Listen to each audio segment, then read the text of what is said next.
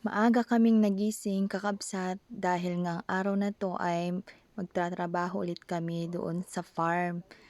Bibisitahin namin yung tanim naming kalabasa, pero bago ang lahat ay gusto kong bumati sa inyong lahat. Good morning manen kakabsat!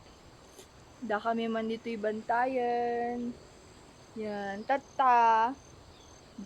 Karabasa mo ti may saradwan. Atoy mo't karabasa ti may saradwan tatta kakabsat tani dadakkeldan. Tani daman ti bagyunan nga umay kakabsat iso nga kailangan mi mapalpas atoy trabaho dito'y bantay. Yan. Itan na apong. Apong! Morning, kakabsat. Kadami manin sudang agsarado ka. Morning, to. Morning, Dawatsan! Hintayon kakabsat. At yan nga sila kay kakabsat, inihahanda na yung abono na ilalagay namin doon sa tanim naming kalabasa. Yan ay paghalo-haluin niya. Dalawang klase po yung abono na gagamitin namin. Ayan, good morning kakabsat! Magsarado kami tati karabasa. Ayan, o kakabsat. At eto na nga kakabsat, nagsimula na kaming magsarado. Ganito pala ang magsarado kakabsat. Ilagay yung pataba, tapos tabunan ng lupa. Ayan.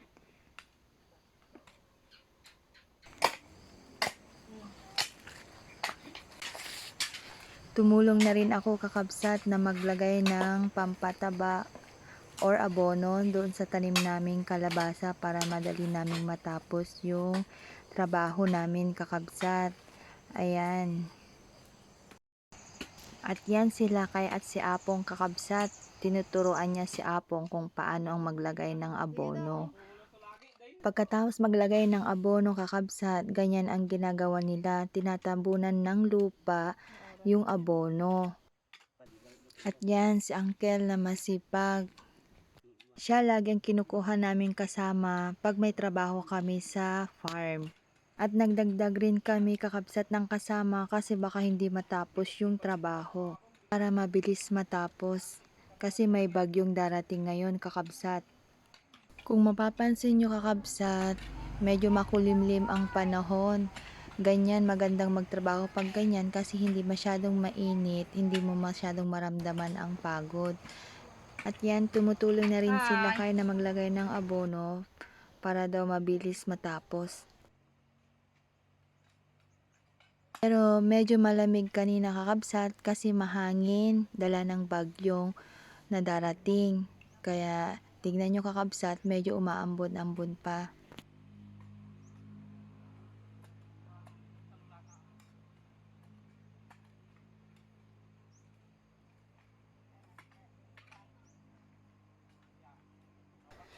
At yan naman si Bunso kakabsat, naglalaro may hawak siyang pusos ng saging. Sabi niya ipapakain daw niya yan sa baboy namin.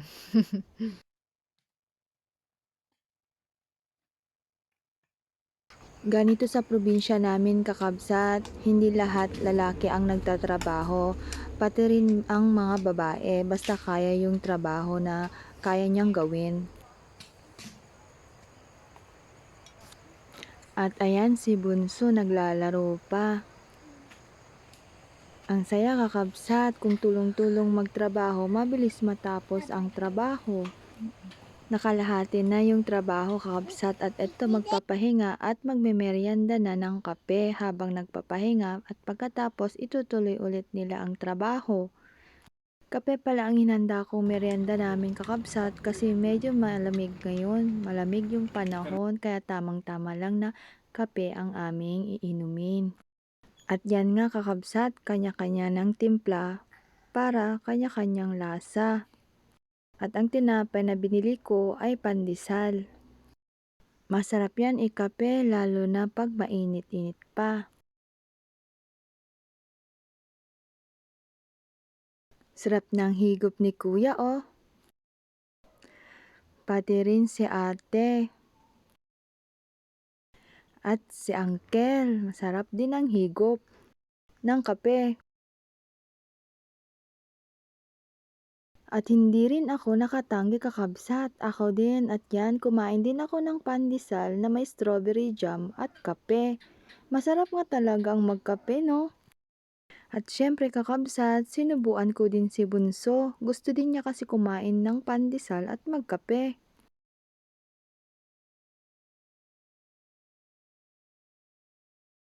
At yan, pati rin sila kay nagkape. Lahat pala kami nagkape.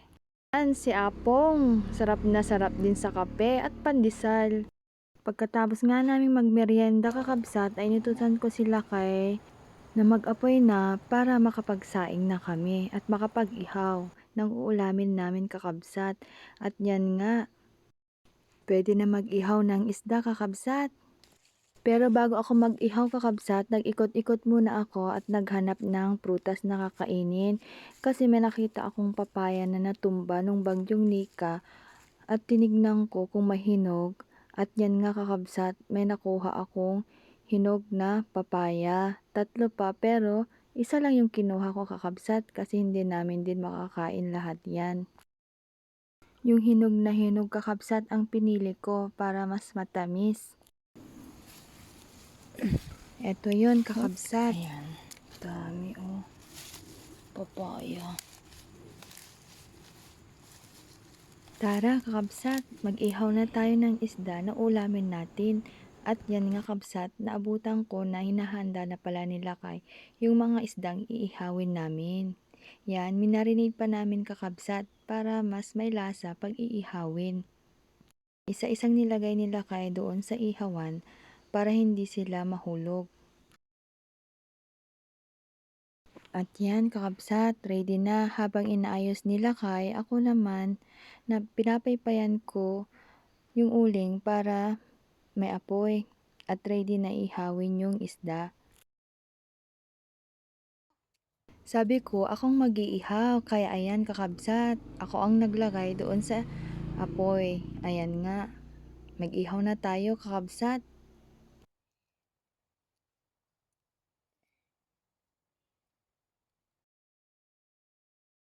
Habang nag-iihaw tayo kakabsat, ayan si Bunso bising-bising naglalaro at ako naman kinuha ko na yung mga rekado like yung kamatis at sibuyas kakabsat at hinugasan ko na. At yan, tinignan ko kung luto na at babaliktarin ko na sa kabila naman para pantay yung pagkakaluto ng isda. Bising-busy pa rin si Bunso kakabsat na naglalaro. Habang naglalaro kakabsat ay kumuha na ako ng dahon ng saging. Gagamitin ito para may paglagyan ako sa mga isdang naihaw na. Kumuha lang ako ng 2 dahon kakabsat. Tama na ito kasi hindi naman masyadong madami yung inihaw kong isda. Kaya tamang-tama lang yung 2.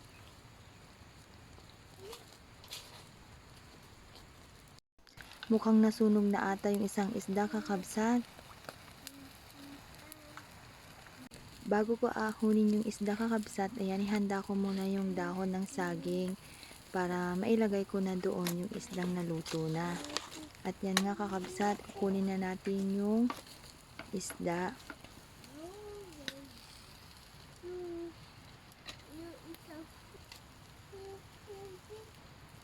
At kahit nakasalamin ako kakabsat, masakit pa rin sa mata yung usok.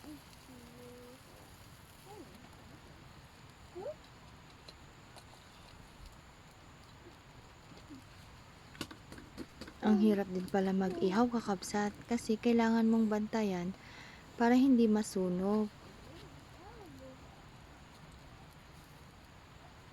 Sa wakas kakabsat, luto na. At yan, ilipat na natin doon sa dahon ng saging para isalang ulit natin yung ibang hindi pa naihaw. Ayan, isa-isahin natin kakabsat.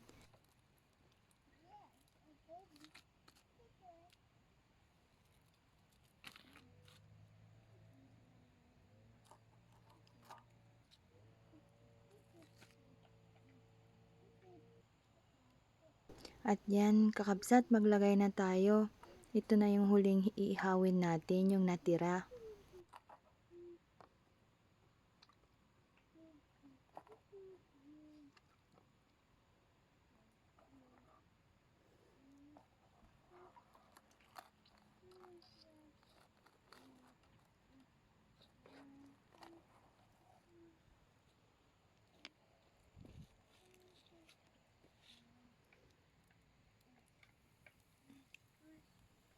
Habang inaantay kong maluto kakabsat yung isda ay naghanap ako ng gulay.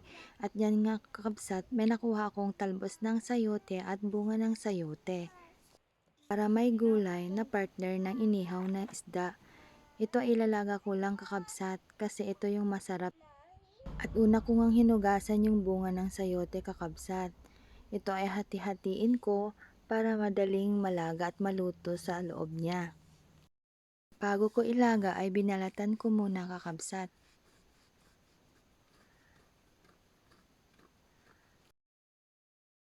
At yan kumulo na yung tubig kakabsat at nilagay ko na yung bunga ng sayote at hintayin nating maluto. At isunod natin kakabsat naman yung talbos ng sayote.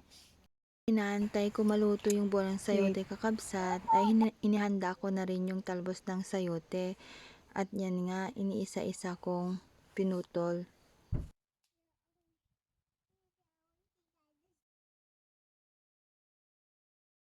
Luto na yung bunga ng sayote kakabsat at isunod na natin ilagay yung talbos ng sayote.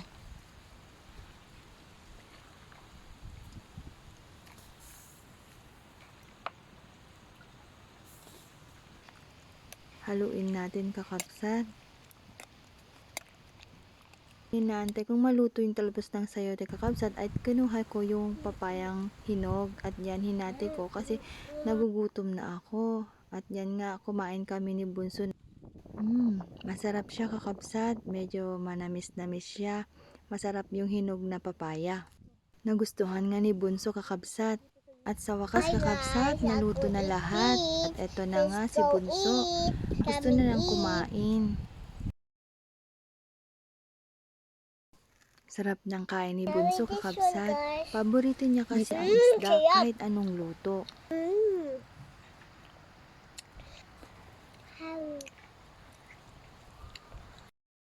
At yan, nakahanda na lahat kakabsat. At kami nga ay sabay-sabay nang kumain ng tanghalian.